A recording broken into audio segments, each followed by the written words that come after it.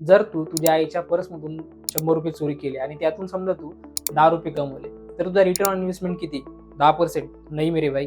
कारण return on इन्व्हेस्टमेंटचा formula आहे return divide by investment into 100. म्हणजे जर तू तुझ्या स्वतःच्या खिशातून जर 100 रुपये लावत असेल आणि त्यातून जर तू 10 रुपये कमवत असेल, तर तुझा रिटर्न ऑन इन्व्हेस्टमेंट मिळेल 10 डिवाइड बाय 100 इंटू 100 म्हणजे 10%. पण या केसमध्ये हे तुझे पैसे नाही, हे तुझ्या आईचे पैसे आहे. म्हणजे तुझा इन्व्हेस्टमेंट किती होईल? 0. म्हणजे तुझा रिटर्न बनेल 10 डिवाइड बाय 0 इंटू 100 म्हणजे infinity. Because anything is divided by 0 is infinity.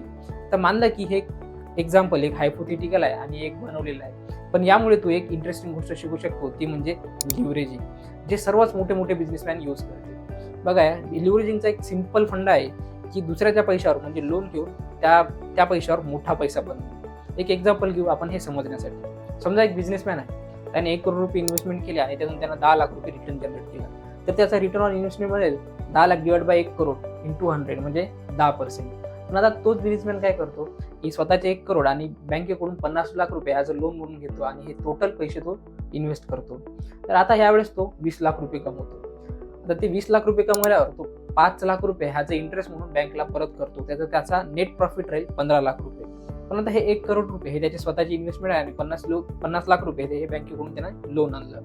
तर त्याचा रिटर्न ऑन इन्व्हेस्टमेंट बनेल 15 lakh divided by 1 crore into 100. आणि आता हे 1 करोडच का? कारण 1 करोड त्याच्या स्वतःच्या खिशातून लावले, ते 50 लाख रुपये त्यानं लिव्हरेज घेतलाय बँकेकडून म्हणजे लोन घेतलाय. तर त्याचा रिटर्न ऑन इन्व्हेस्टमेंट बनेल 15%. पाहिलं की एका बिझनेसमॅनने लिव्हरेज यूज करून म्हणजे लोन यूज करून दुसऱ्याचा पैसा यूज करून कशा पैशाने पैसा बनवला. त्यांना स्वतःचा रिटर्न ऑन इन्व्हेस्टमेंट 10% वरून 15% वर नेला. दिस इज द पॉवर ऑफ लिव्हरेजिंग.